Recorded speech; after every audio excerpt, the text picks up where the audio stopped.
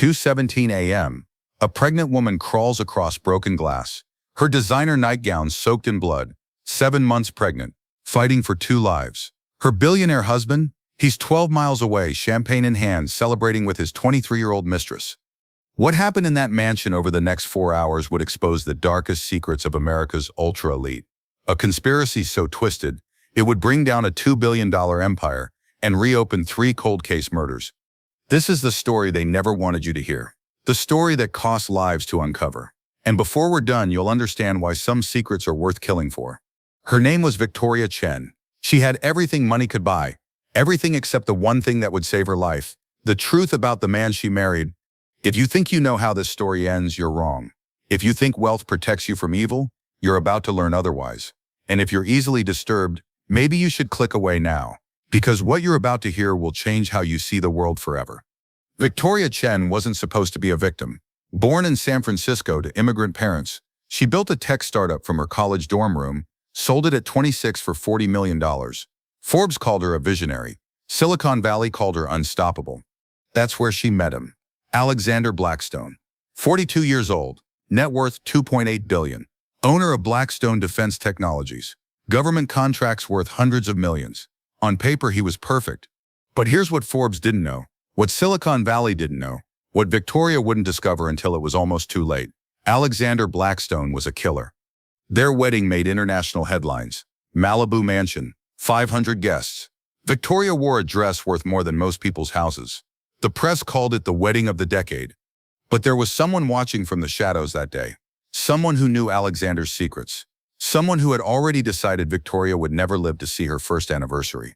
That someone was sitting in the front row, smiling as Victoria said, "I do."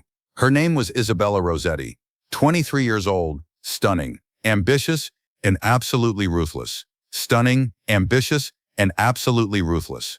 Isabella wasn't just Alexander's mistress. She was his partner in murder. Victoria got pregnant 6 months after the wedding. She was overjoyed. Alexander seemed thrilled, but behind closed doors he was making plans. Plans that would end with Victoria's death and Isabella's inheritance of everything. The plan was simple. Make it look like a home invasion. Victoria fights back, tragically dies protecting her unborn child. Alexander, heartbroken widower, inherits everything and disappears to Europe with Isabella. But they made one crucial mistake. They underestimated Victoria Chen. March 18, 2023, the night that would expose everything. Victoria had been feeling uneasy for weeks. Phantom phone calls, cars following her, packages delivered to the wrong address. She mentioned it to Alexander, but he dismissed her concerns, called it pregnancy hormones. What Victoria didn't know was that Alexander was having her watched. Not to protect her, to learn her patterns, her routines, her vulnerabilities. At 6 p.m. that evening, Alexander kissed Victoria goodbye, told her he had a business dinner, important clients, he'd be home late. He lied. Alexander drove straight to Isabella's penthouse apartment, where 40 of their closest friends were waiting for a party, a celebration, because by midnight, Victoria Chen would be dead and they would be rich beyond measure. Meanwhile, Victoria ordered Chinese takeout and settled in for a quiet evening. She had a doctor's appointment the next morning. The baby was due in 2 months. She was reading pregnancy books, planning the nursery. She had no idea that at that exact moment, a man named Carlos Mendez was sitting in a van outside her house. Former Special Forces, dishonorably discharged, desperate for money. Alexander had paid him $500,000, half up front, half when the job was done. Carlos entered through the back door at 9:30 p.m. Alexander had given him the security codes. The alarm system stayed silent. Victoria was in the living room, feet up, watching Netflix. 7 months pregnant, vulnerable, alone. She never saw him coming.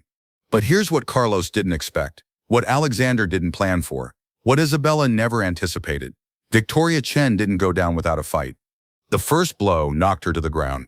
But Victoria had taken self-defense classes. Muscle memory kicked in. Pregnant or not, she wasn't going to die without fighting. She grabbed a crystal vase, a wedding gift, and smashed it across Carlos's face. Blood everywhere. He staggered backward, cursing.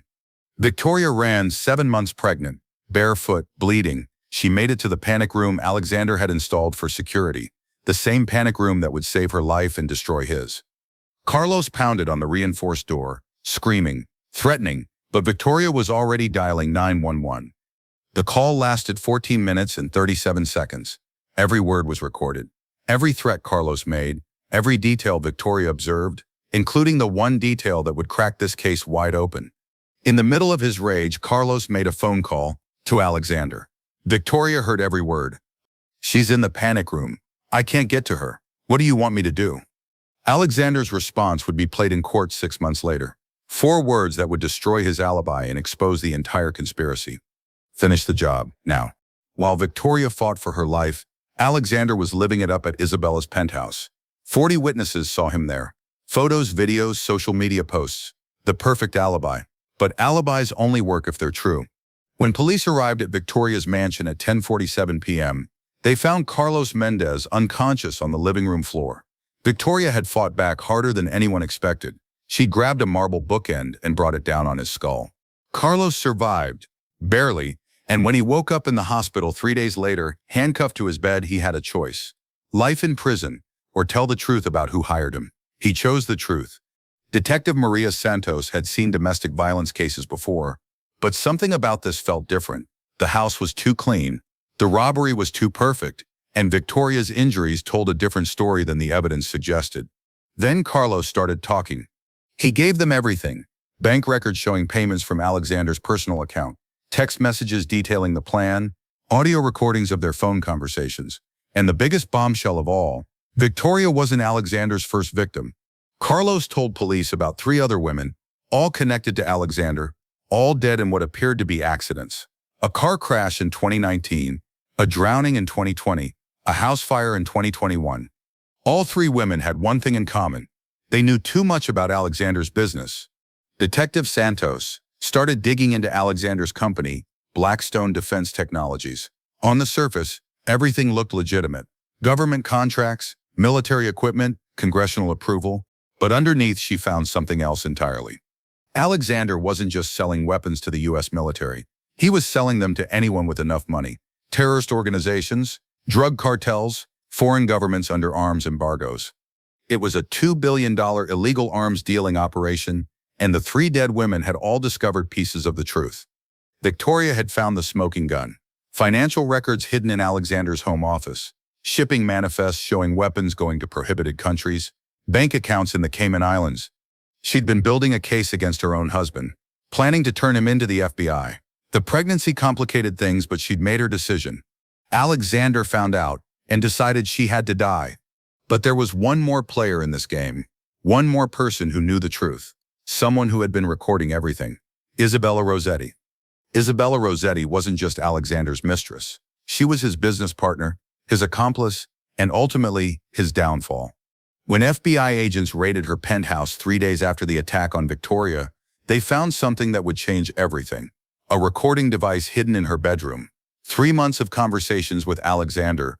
Every detail of the illegal arms deals, every payment to Carlos Mendez, every plan to murder Victoria, all recorded in crystal clear audio. But here's the twist nobody saw coming. Isabella hadn't been recording Alexander to protect herself. She'd been recording him to blackmail. Isabella wanted more than just to be a mistress. She wanted to be a billionaire widow. Her plan?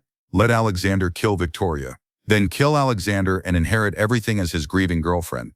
She'd been planning his murder even as she helped him plan Victoria's. The FBI offered Isabella a deal, full immunity in exchange for her testimony against Alexander. She took it, but what she revealed in her confession was worse than anyone imagined. Alexander's illegal arms deals had resulted in the deaths of over 300 people. Terrorist attacks funded by his weapons, cartel wars escalated by his guns, an entire village in Myanmar wiped out by explosives he'd sold. And Victoria had figured it all out.